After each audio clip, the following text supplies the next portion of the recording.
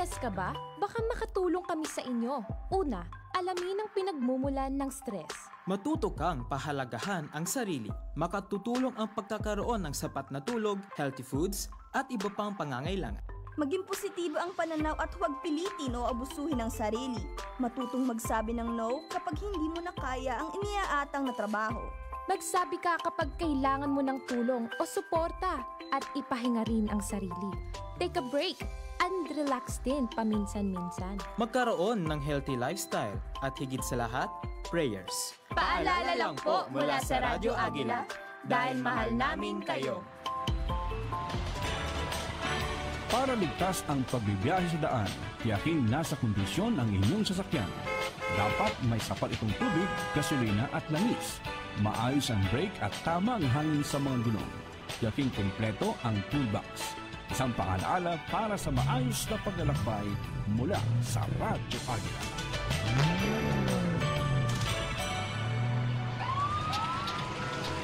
Narito na ang programang sandalan ng mga naapi. Sumbungan ng mga naabuso. Tumutugon, umaaksyon sa lahat ng panahon. Alagad ng batas. Alagad ng batas. Katarungan at serbisyong makatotohanan. Programang kakampi ninyo kontra krimen. Alagad ng batas. Alagad ng batas. Katarungan at serbisyong makatotohanan. Mapapakinggan tuwing Biyernes, alas 2 hanggang alas 3 ng hapon. Dito sa Radyo Agila.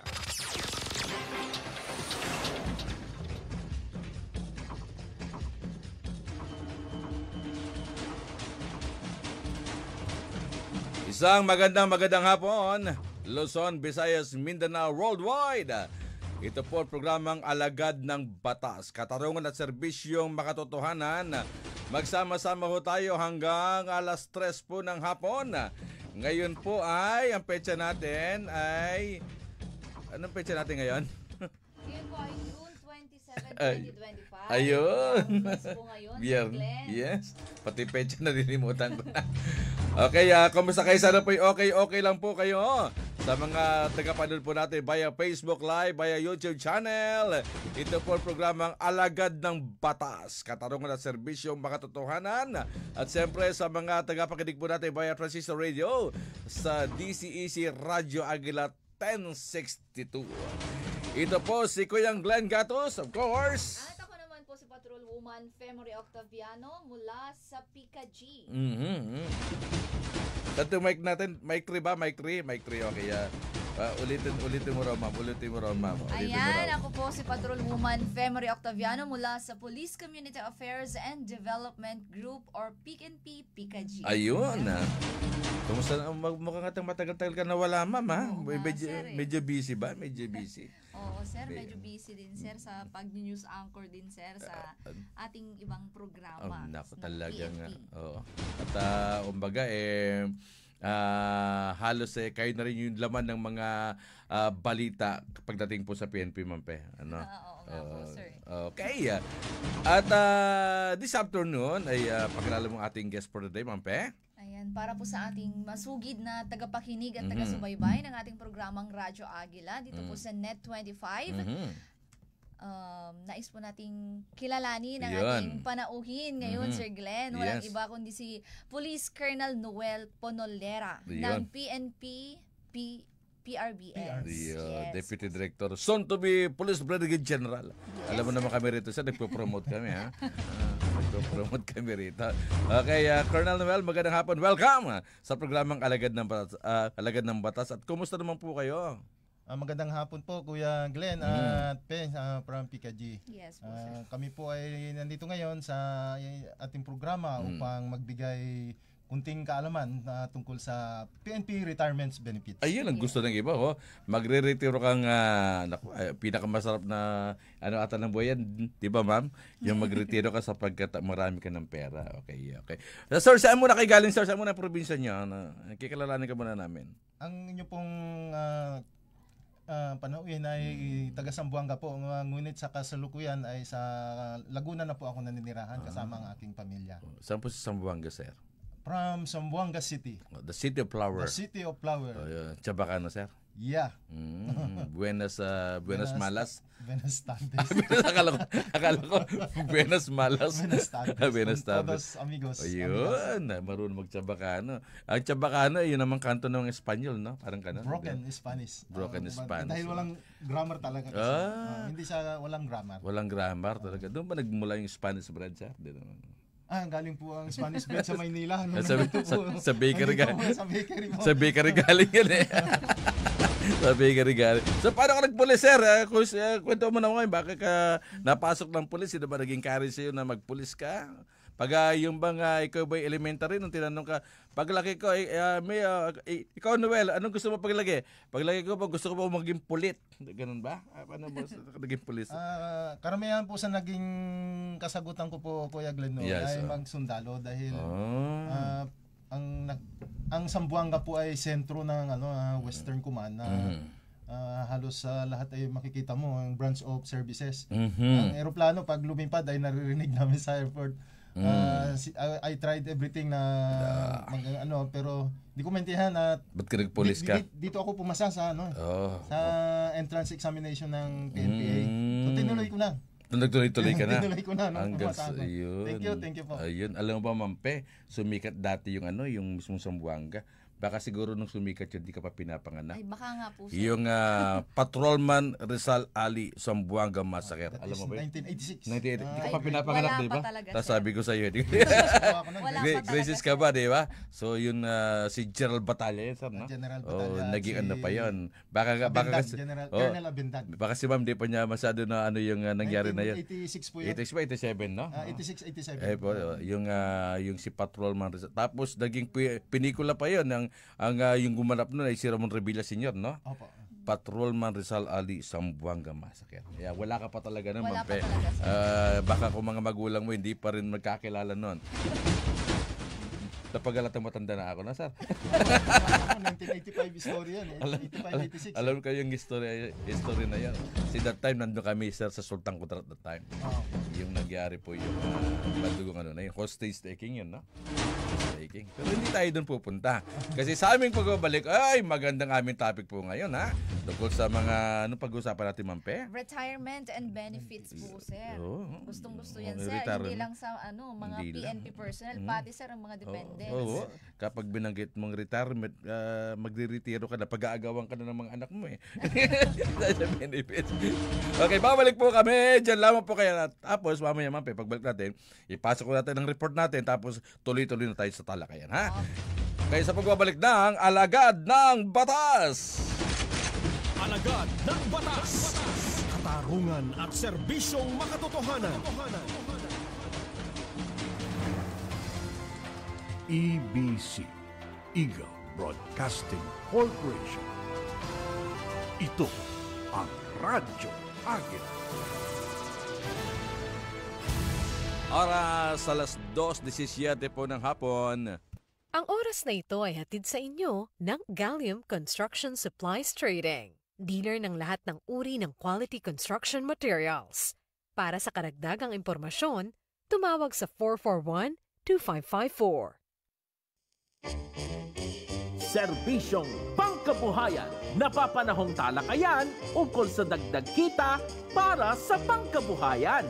Ihatid sa atin ng tambalang Mona Dagsaan at Weng Maduma tuwing Biyernes alas 3 hanggang alas 4 ng hapon.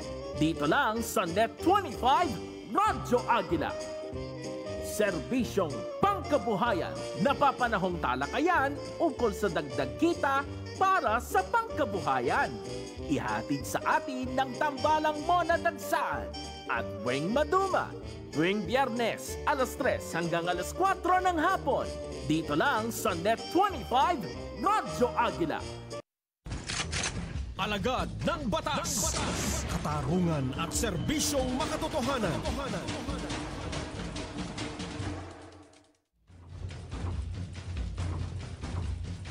Okay, tayo po ay nagbabalik sa programang Alagad ng Batas. At tatagyan tayo ng report, Mampe. Ayan, at para po sa ating unang balita ngayong hapon, Walang takas ang 3 drug suspect sa isinagawang bypass operation ng mga otoridad sa Barangay Poblacion, Valencia City, Bukidnon. Ang detalye ng report mula kay Patrolwoman Riza Sahonia. Radyo Angela, bumapagaspas na report!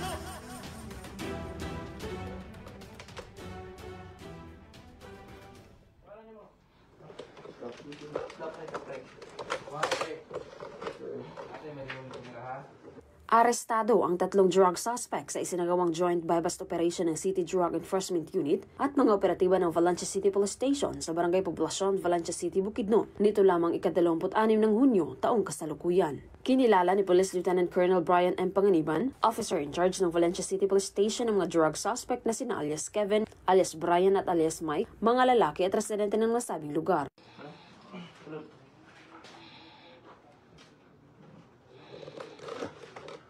Sa ikinasang joint bypass operation bandang 1:00 ng madaling araw ay nagresulta sa pagkakakumpiska ng 5 pakete ng hinihinalang shabu, 2 cellphone at isang 500 peso bill na ginamit bilang bypass money. Ang mga suspect ay nahaharap sa kasong paglabag sa RA 9165 o Comprehensive Dangerous Drugs Act of 2002. Ako po si Patrolwoman Riza Cortez Sahonia.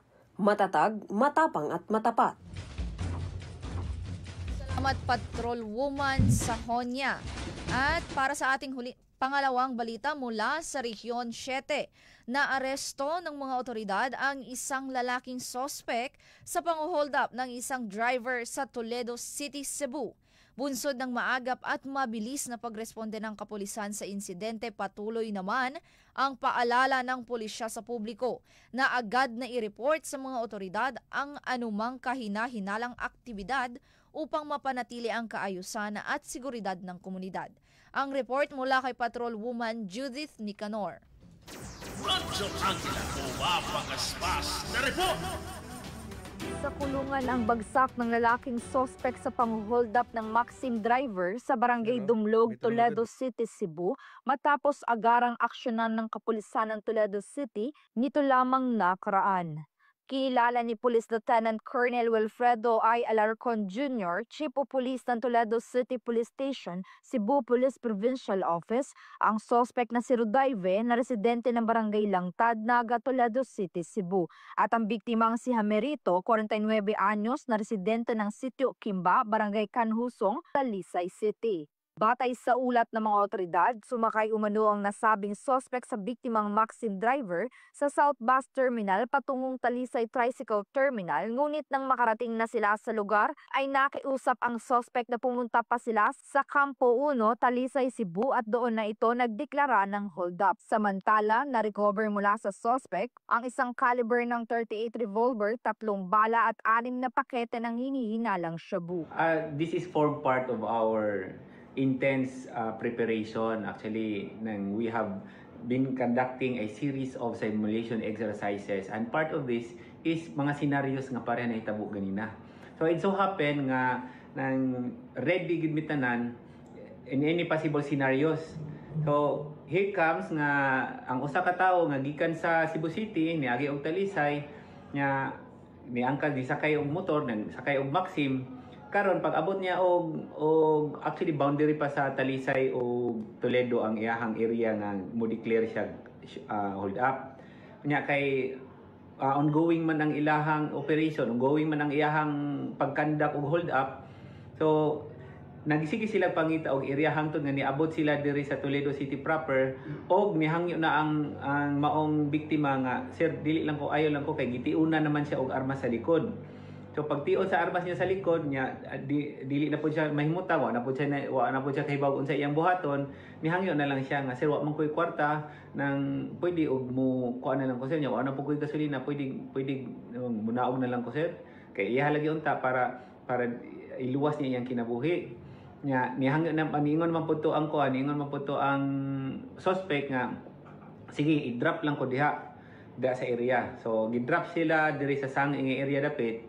Dayon timing pod nga nara pud tay pulis nga nasa dool, ang biktima immediately ni tuyog dayon og pangitag pulis. So pagtuyog niya, pagpangita niya pulis, na atay nag-beat patrol da sa sangi, crossing na sa sangi. dito sila ni kuan og pulis, nakakita og pulis. Pagkakita niya sa pulis, gi-describe mauna way paglangan-langan in less than 5 minutes. Actually, di wa kabot 1 minute ang pulis ni sunod dayon sa iyaha. Nagpag-guide kay ningon nga description mauni, ni sakay og mauni, padong mauni, gisundan na nila. So nahitabo nga gisundan nila padong og Talavera, dito na recover, nakuha ang suspect nya in possession of firearms, nya nabot siya mga illegal nga droga, dayon positively identified yun siya sa suspect mismo. Nagningon nga mo na siya nagtion ako og armas while on the way midri sa Toledo City. Kasalukuyang nasa kustudiya ng Toledo City Police Station ng suspect at maharap sa kasong robbery with intimidation against person at kasong paglabag sa Republic Act 9165 o Comprehensive Dangerous Drugs Act of 2002. Ako po si Patrolwoman Judith Ticanor, matatag, matapang at matapat. Ayan, maraming salamat Patrolwoman Nicanor. At dumako naman tayo sa balita mula sa Mindanao. Umabot sa mahigit 175 most wanted person ang naaresto ng Police Regional Office 13 sa loob lamang ng 3 linggong masinsang operasyon laban sa mga individual na may kinakaharap na mga kaso sa rehiyon. Tinutukan niya ni Patrolwoman Kay Francisco. Radyo Angela, bumapagaspas na report!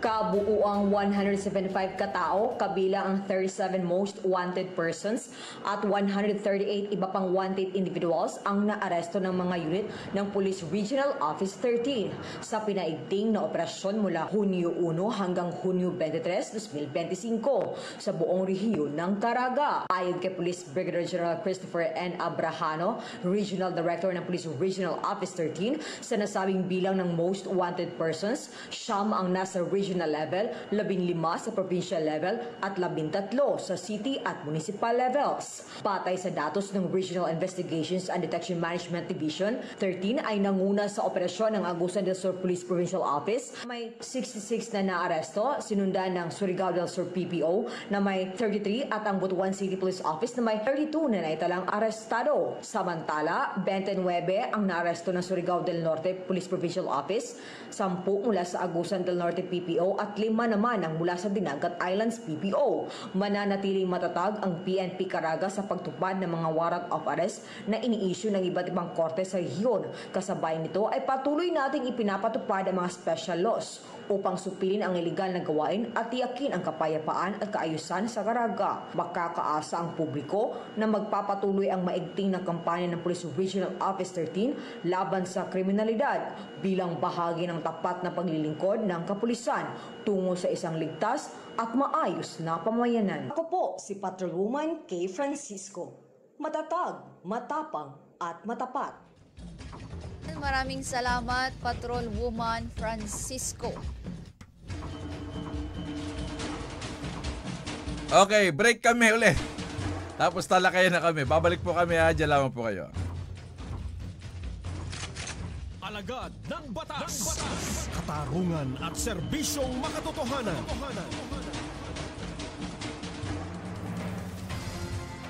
EBC, Eagle Broadcasting Corporation.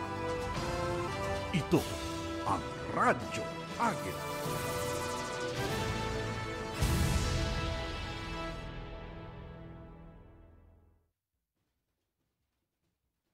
Oras, 2:28 na po ng hapon. Ang oras na ito ay hatid sa inyo ng Etherton Flexboard Fiber Cement Board. Pinakamatibay na pangkisamit pangdingding. Etherton Flexboard Fiber Cement Board. Telepono bilang 8532-7021 hanggang 27. Alagad ng batas. Katarungan at serbisyong makatotohanan. Okay, balik tayo sa Alagad ng Batas. Ito pa rin po si Kuya Glenn Gatus. At Patrolwoman Octaviano from PNP PKG. Ayun, at punta na tayo sa ating mga topic dito, Mampe, okay? Oo, sir. Okay, at siyempre kasama po rin po natin si Colonel. Ano po, Colonel, ano daw po yung pangunahing mandato po ng PNP Retirement and Benefits Administration Service o PRBS? Kuya Glenn, base po sa AUM ng PRBS or yung na-approve ng NAPOLCOM, ang pinakamandato po ng PNP Retirements and Benefits Administration Service or tawag natin PRBS ay i-administer or pangasiwaan ng pension benefits ng PNP retiring or retired PNP personnel. Sa ganung tungkulin po namin, amin pong trabaho ang iproseso at tiyakin o siguraduhin na tama yung makompute na pension benefit ng ating retiring personnel or sa kanilang transferee or sa mga aloti. Yun pala, ma'am. Sir, bakit po mahalaga ang papel ng PRBS para po sa ating PNP personnel po? Una sa lahat, kunting paliwanag. Yung PRBS po ay ito po yung dating BPAD ng DPRM or yung Benefits and Pension Administration Division ng DPRM na siyang naging PRBS noong 2010. Ito ay nakita na rin ng pamunuan ng PNP na kailangang i-enhance o i-upgrade yung sistema ng pagproseso. Kaya nagbumuo siya ng hiwalay o separate na services. Sa katanungan, napakahalaga po ng PRBS sa kanyang tungkol dahil ito ang nag-administer o nangangasiwa. Ang mga personnel po rito ay nag-aral ng SRMO at ng financial system paano po makompute at may proseso ng tama ang kanilang benepisyo. Sino daw binanggit mo benepisyo, sir? Sino daw po yung mga benepisaryo sa programang, siyempre, sa pagpapatupad po nyo ng PRBS? Kuya Glenn, bali tatlo siya. Kung ika-categorize. Pero sa akin, may pang-apat po ito. Sino pang-apat dyan? Ganito po siya. Ang ng PNP pension benefit ay ang ating retired PNP personnel. Siya po yung primary. Retired PNP personnel o yung mga retiring kasi pinaprocess na rin po namin ang retiring in the year. Ang pangalawa po, kung doon ang punta natin at namaya pa ang isang retiree, ay isasalin po ito sa kanyang beneficiaries. Ang tawag po natin doon ay lahat sila, Kuya Glenn, ang tawag natin doon ay transferee. Transferee. Pag nangyari naman po na namaya pa ang isang PNP personnel habang inactive service siya or died in the actual while in the active service, ang pension processing po sa mga died in the service ay pinaprocess po sa NAPOLCOM. Ang tawag po sa kanila sa NAPOLCOM ay survivors. Survivors, parang insurance, no? Survivor din ang tawag. Pero generally sa PNP, transferee sila. Ang sinasabi ko yung pang-apat, ito po ang nangyayari kung ang isang PNP personnel nag-retired ay nag-commit po siya, nakipagsang-ayunan siya sa isang affidavit na siya ay magbigay suporta sa kanino man na base sa legal. Ibig sabihin po yung mga illegitimate children niya, ang tawag po natin doon ay aloti. Or kung nangyari yung isang babae o isang na-prove na isang beneficiaries din ng PNP personnel at nagkaroon ng court order na siya ay bigyan yung bausilo, ang tawag sa kanila ay aloti. Bali, apat po ang kategory nila. Pero sir, yung aloti na to binabanggit mo, yung pang-apat na binabanggit mo, ay hindi na hihingi ng consent. Alam yung kanyang asawa, yung mga anak niya, mayroon pa sa ibang bibigyan. Hindi na kailangan ng consent ng kanyang pamilya. Kung yung mismong beneficiaryo, ayun ang gusto niya, mayroon pa siyang bigyan sa pang-apat. Kasi ang pinaprocess na lang ng PNP doon, ng PRBS, ay i-check po yung legality kasi makikita doon kung may acknowledgement siya sa birth certificate. Kung base po sa civil code, ang tawag doon ay ipoprove lang ang filiation. Filiation can be proved only by acknowledgement doon sa birth certificate. Or dahil kinasuhan siya at nakipag-ayos siya sa korte dahil doon sa 9262 law, yung sa Bausi, bibigyan ng court order ang isang PNP personnel na magbigay ng suporta at actually dinedirect na agad niya mismo ang PNP to provide support. Kinukompute po siya ng court kung magkano po ang yung korte ang masusunod doon sa magkano ang ibibigay doon sa pang-apat na beneficiaryo. Okay, ma'am, bago natin po tato kasi meron lang tayong tanong ay meron lang po gusto magtanong. Si Jessie Absede, sabi niya, sir, magkano po estimate makuha ko optional retirement? 672.50 calco, 28 years and 9 months po. Parang PS, MS po ang ranko. Okay. Parang yung rango niya, Kuya Glenn, ay sa una ito yung tawag na SPO2. Okay, so kung ang sahod ng SPO2 ay 34K at siya ay naka-PIP long pay, ang long pay niya ay nasa 18K. So parang ang monthly pension niya, yung raw product niya ay 52,000. Okay. Dahil ang length of service niya ay pumapasok na 29 years and 9 months, ito ay kinumpute ko kanina ay 0.75 lang po ang multiplier niya or 71%. So lumalabas po na nasa 37K ang maging outright monthly pension niya kung ito ay agarang magpapapension siya ng outright 37. Kung ito naman ay kanyang ilalamsam ng advance sa 36 months, ito po ay umaabot ng 1.3 million. Then yung supplementation of accrued leave niya base sa initial na computation, kasi hindi man natin nakita yung kompletong dokumento niya, yung service record niya, ay inestimate muna namin sa 1.2 million kung wala pong deduction, wala pong ibabawas na vacation leave at sick leave. Tsaka loan. Yung loan po, wala yan, binabawas yun kasi kada sweldo. Kasi mag-a-affidavit sila ng authority to deduct. Okay. I-deduct po talaga yon sa kanilang CAL receivable. Okay. Ito, mabago ito Ito po ilang buwan daw po bago ilalabas ang order kung May 8 ay napasa na sa NAPOLCOM? Ilang buwan bago lalabas ang retirement order?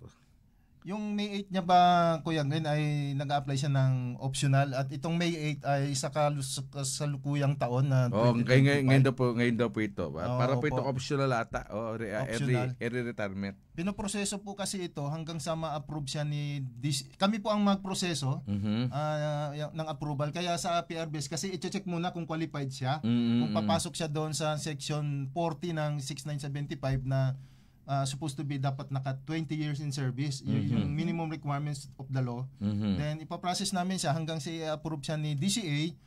Siguro sa experience umaabot siya ng 1 buwan sa PNP. Then itatransmit ito sa NAPOLCOM kasi base doon na nga sa batas ay kailangan po ng en-bank approval ng NAPOLCOM. Base uli sa aming record, umaabot po ng hanggang 3 buwan sa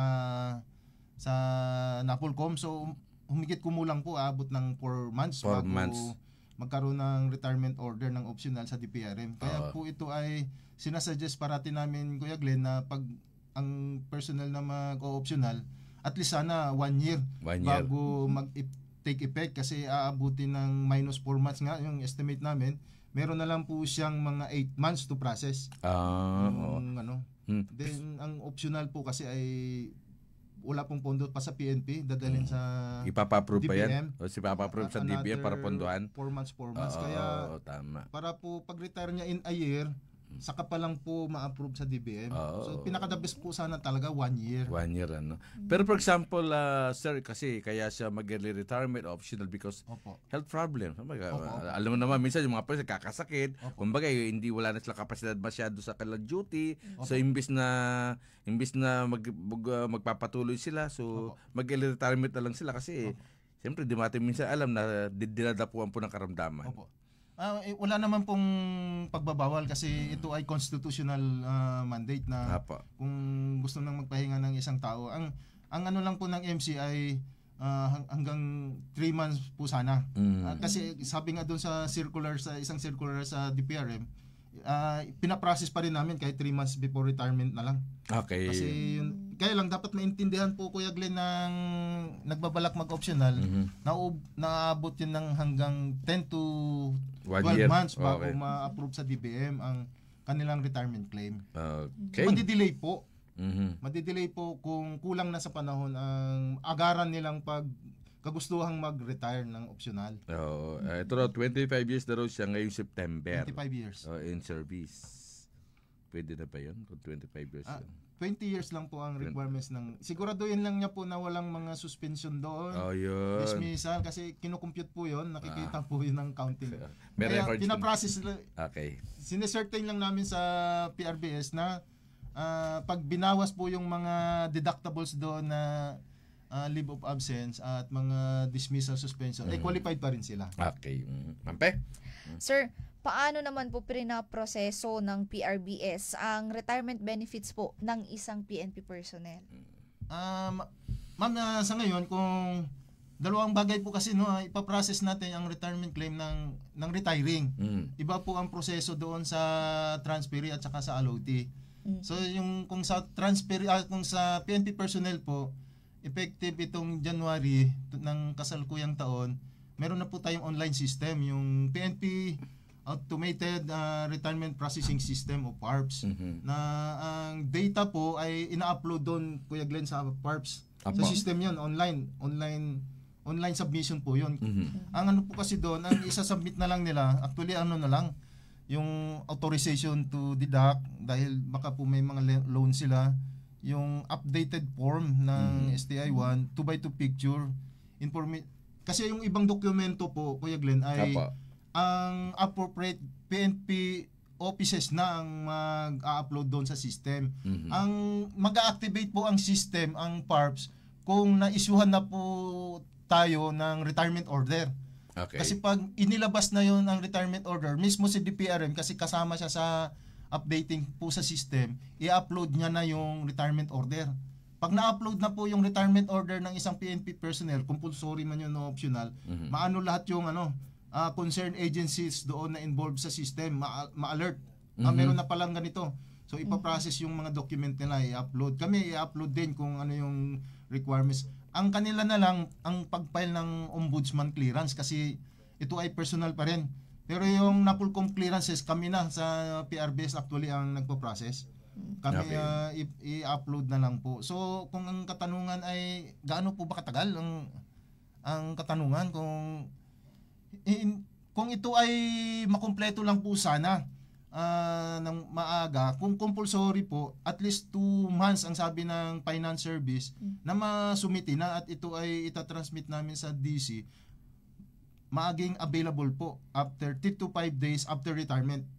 Ang optional lang po talaga, kasi aabot ng ibang klase siya, kasi wala pa siyang pondo for approval ng DBM, yun ay aabot ng hanggang 8 months. Yun lang po talaga ang may katagalan. Ang karamihang experience na problema po sa processing, Kuya Glenn, yung clearances. Property accountability clearances talaga. Doon tumatagal ang kung lalo na wala siyang proof na na-turn in na yung dati niyang nakuha o na loan na isang gamit. So hanggat sa maaga sana, may process na yung property accountability. Okay, para agaan. Okay, ma'am? Sir, gaya po ng mga sinabi nyo kanina, yung pag-upload nila yung mga dokumento na kailangan online. Sir, ano-ano po ba yung mga documents or requirements po na karaniwang kailangan para po pag-claim naman ang death or separation benefits ng isang retiree po natin, sir? Death at separation? Yes po, sir. Ang separation benefit kasi po, Kuya Glenn, ay pinaprocess po ito doon sa MWP ng DPRM. Doon po to. Tapos yung death benefits naman, kung died in the service, ay ito ay mula nung 2021 na isalin na sa NAPOLCOM base po sa DOJ opinion. Ang NAPOLCOM na po ang nagpo-proseso ng death benefits claim. Kung ito ay nangyaring pinadaan sa PRBS, ito ay amin lang itra-transmit sa NAPOLCOM. Parehas din, madam, ang requirements ng NAPOLCOM. Ito ay amin lang i-proseso at i-transmit sa NAPOLCOM kung ito ay dumaan sa PNP. Pero pwede rin silang direktang i-file actually ito sa NAPOLCOM. Kung separation po at saka death benefits claim, kasi retirement benefits po ang pinaprocess ng PRBS. Ayan, para po malinaw sa ating taga-panood at taga-subaybay, Sir Glenn. Sir, may mga online or regional assistance po ba ang PRBS para po sa mga retirees po o PNP personnel po natin na nasa malalayong lugar? Ang tawag po natin sa regional offices natin ay PRBUs. Actually, nung una 16 sila dahil sa Negros Island region, nagtalaga na rin tayo doon. So, bali 17 na po ang ating PRBUs. Kasama na po yung RRBU ng NCR. Ang mga karamihang tungkulin o ginaganap ng PRBUs natin ay actually i-assist lang yung mga nandoon sa regional offices na retiring PNP personnel. Pag nangyaring crime-based ang ating retiring PNP personnel, Kuya Glenn, ito ay direkta silang nagpapa-assist sa ating national office sa loob ng Camp Crame. Okay. Pero ano raw to sir, yung dito sir sa ano, 'di ba? Kung marami po taga po mga nag-apply diyan. For example sir, yung isang gusto mag-retire, sabi ko kanina ay hindi na siya masadong makalakad-lakad ng papel niya. So, paano ba yan? Hihingi ba siya yung bang mismo maglalakad ng papel niya ay hihingi ba yun ng yung mismong power of attorney? Parang gano'n na, ito po yung aking magiging tagalakad ko sa aking mga dokumentong kukunin ko at inaayos sa aking pagre-retiro. Paano ba? Special power of attorney? Pwede ba paano po yung proseso doon? Depende po sa sitwasyon mo na, Kuya Glenn, kung ang ating retiring personnel ay nandun siya sa regional office. Iba kung nandito siya sa Camp Crame. Kung halimbawa po siya ay nasa regional offices, actually, ang mga ngasiwa po ng kanilang document sa pag-aayos ay yung R1. Yung Regional Personnel Records Management Division. Ayun. Kasi nasa kanya yung dokumento at ito ay nangyari na kasi na online na tayo. I-assist lang po siya ng ating PRBUs sa pagkuha ng ibang clearances. At yun ay i-upload ng ating PRBUs. Kung nangyaring dito siya sa Crame Base, i-assist siya ng kanyang admin personnel kung anong support unit man siya. Very good Hindi na actually siyang pupunta kasi actually hindi na siya pupunta sa PRBS pala sa Camp Crame. Kasi online isa-submit yun ng kanyang yung kanyang losing unit, yung last unit of assignment niya. Kasi nga po yung ibang clearances o ibang dokumento ay example yung DL clearance, ang DL na kasi ang mag-upload. Si DPRM naman siya na ang mag-upload ng personal document. Ang i-upload na lang ng personnel, magpapa-assist siya ay yung kanyang updated form, family information sheet, 2x2 pictures, pensioner information form kasi basically siya kasi ang gagawa noon. Pwede naman magpatulong siya sa pag-aayos ng dokumentong yon. Pero yung ibang documentation, halimbawa promotion order, SALN, clearances, ang mag-upload nun yung appropriate office na lang.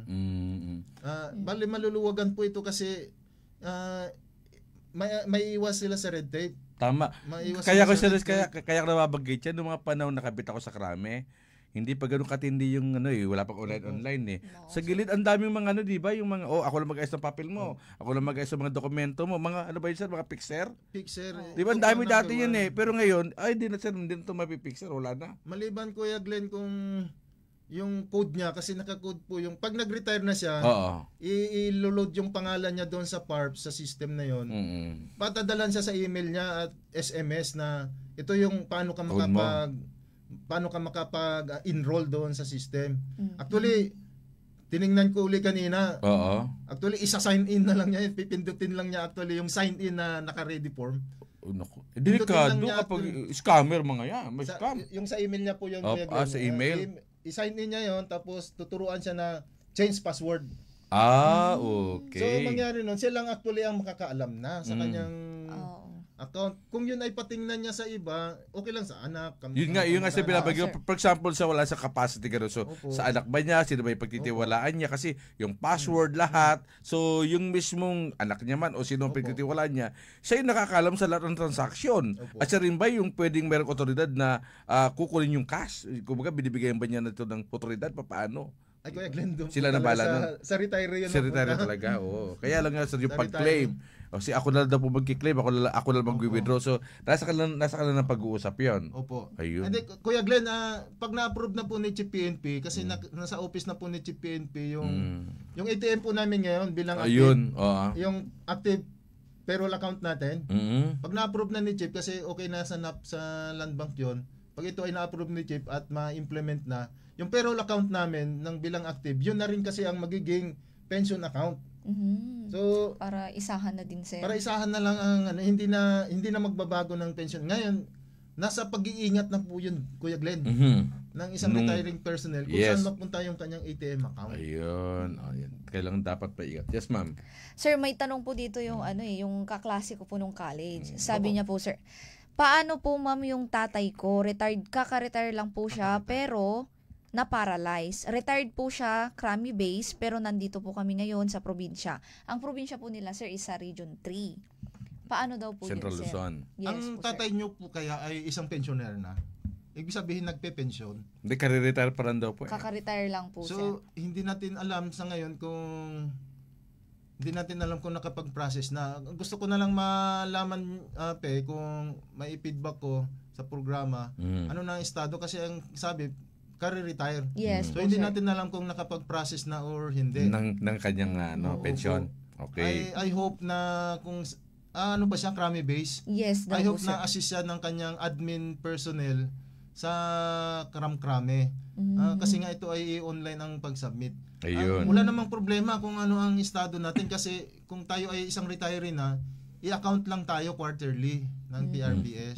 Yun din ang kagandahan, sir, no? More on online na din. Opo. Para less hassle na din Actually, po, siya sir. maglalakad. Yes po, sir. Assist siya dapat ng kanyang, pinaka-the best po na Kuya Glenn na maiwasan ay sa kanilang admin personnel sila magpa-assist. Pumunta, Huwag doon okay. sa Kung kani-kanino. Kung kani-kanino. Ayun. Ito sasabi niya, sir, kung mag-take effect na ang retirement ilang buwan bago ang release ang retirement claims. Optional retirement, sabi natin niya, May 1 ang effectivity ng retirement, then ilang buwan bago ma-release after ng effectivity. Ay, Kuya Glenn, hindi po yung kabayaran doon pag nagkaroon na ng retirement order. Supposed to be dapat na i-submit ang document sa system, kasi ito ay aming i-download, i-print, i-submit sa DC. Kung baguhin ko ang katanungan niya. So dapat na kumpleto ang document na na-upload doon sa system. At least kung compulsory yun ay 2 months before. Yun ang tugon ng finance service natin na may ihabol ito, ma-approve to. Kasi, pero wala po kasing crediting before the retirement date, Kuya Glenn. Hindi ko masabi nila may fiscal directive ata doon or DBM directive na no crediting the day of the retirement. Ang sabi nila 3 to 5 days after. Para wala daw pong double compensation. Kaya kung ito ay nasubmit niya 2 months before, na kumpleto na ito at compulsory yun, ready available yun after retirement. Babalik ako doon, ang problema lang talaga kung optional. Yun, optional. Kasi dadalhin pa sa DBM ang approval. Katapos ang DBM titignan kung ito ibibigay ng priority fund. Diba? Obligado. Obligado, di ba? Obligado naman. Obligado naman na bigyan ng ng pondo ng DBM. Kaya talaga talaga sa DBM. Magtatagal lang, Kuya Glenn, kasi by batch. Hintayan po kasi hindi ko alam kung ilan ang requirements na by batch. Siguro 20 or ibig ko sabihin, kung nahabol mo yung mapupuno na yung batch na yon, susunod ka na. Swerte mo. Oo. Pero kung ikaw mag-uumpisa doon sa maghihintay ka sa batch na yon, bawa isang batch ka mo 20, kung ikaw kasi maghintay ka ba ng 19 para mapuno. Ikaw po yung nauna. Hindi mo nauna ka. Pero yun ay napupuno naman in a month. Mabilis naman kasi marami naman nagre-retiro, no? Nagre-retiro. Tama. Okay. So, marami pa tayo dapat pag-usapan, sir. Anyway, ano po panawagan nyo at mamaya sinong gusto yung babatiin? Go ahead po, sir. Sa ating pong mga PRBS personnel, ituloy lang po natin ang ating tungkulin bilang taga-pangasiwa, yung pag-administer ng ating pong retirement benefits sa ating PNP personnel. Sa Kuya Glenn, sa PNP personnel naman, sa magre-retire, ang nakikita po namin, sirs, na problema ng retirees ay yung clearances. Yung clearances talaga, yung sa property accountability. Doon po sila nagtatagal. Kasi sa ibang dokumento naman, ready available na siya. Ang pagbibigay po ng pension, Kuya Glenn, ay walang problema kasi by proof and by fact, PNP personnel ka, chine-check lang ng PRBS kung na-meet ba natin yung minimum requirements na 20 years.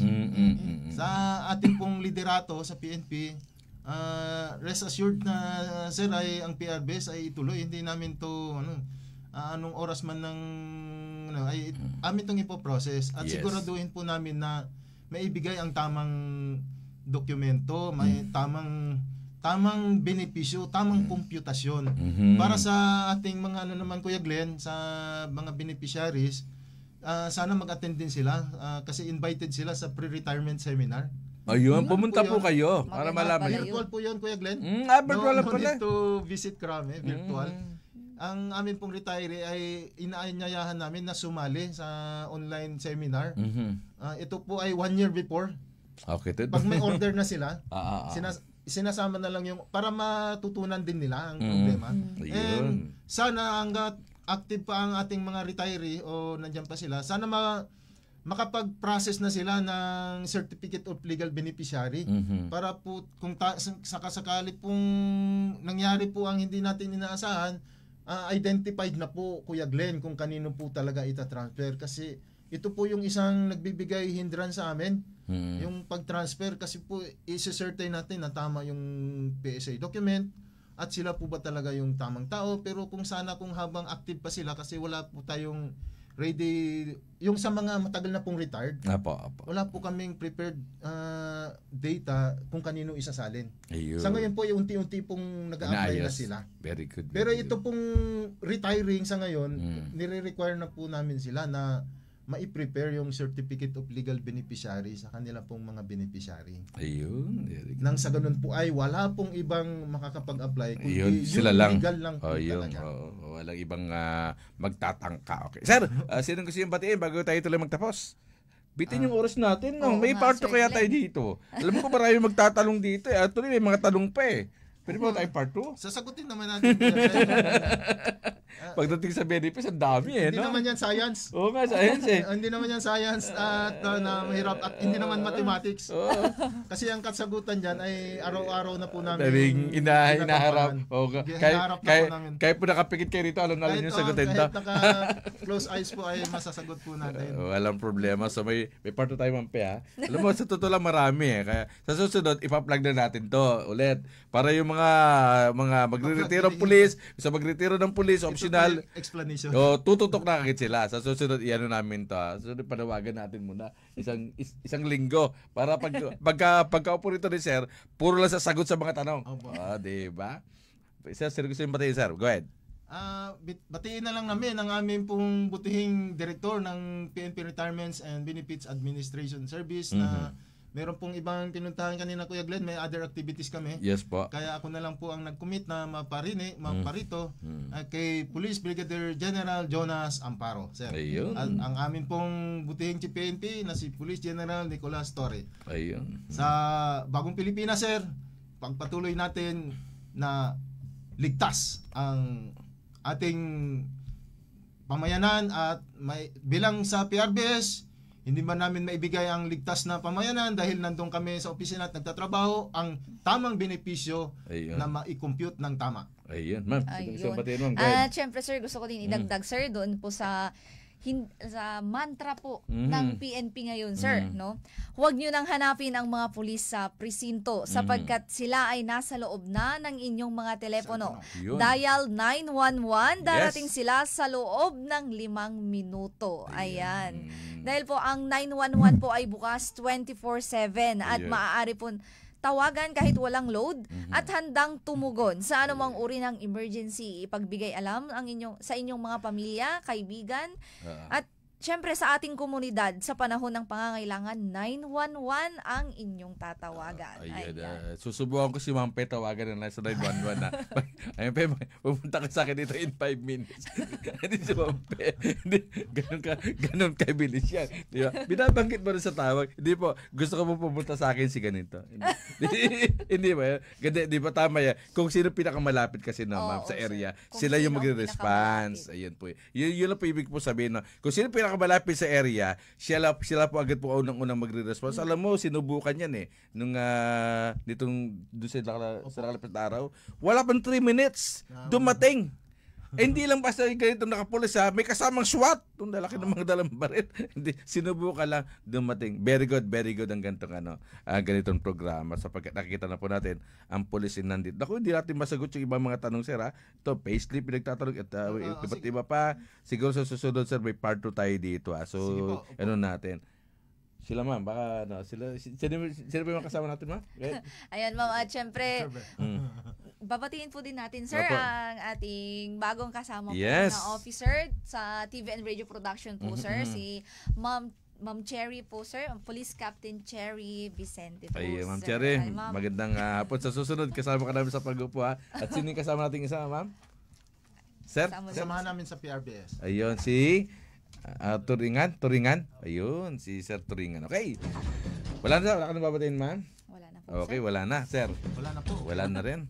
Ako din, wala na rin. Okay. Sa pangalan ni Kuya Mervin, Kuya Jonas Pascual, Ate Wendy Lahada, Ate Rowena Solomon Maduma, at si Kuya Steven. Ito po si Kuya Glenn Gato sa programang Alagad ng Batas. Muli tayo magkakarinigan sa Friday, alas 2 hanggang alas 3 po ng hapon. Magandang hapon, lagi tayo mag-ingat. At of course, susunod na, Serbisyong Pangkabuhayan. Happy weekend. Bye-bye po. Bye-bye. Ang oras na ito ay hatid sa inyo ng 6th Avenue Construction Supplies. Alagad ng batas, katarungan at serbisyong makatotohanan.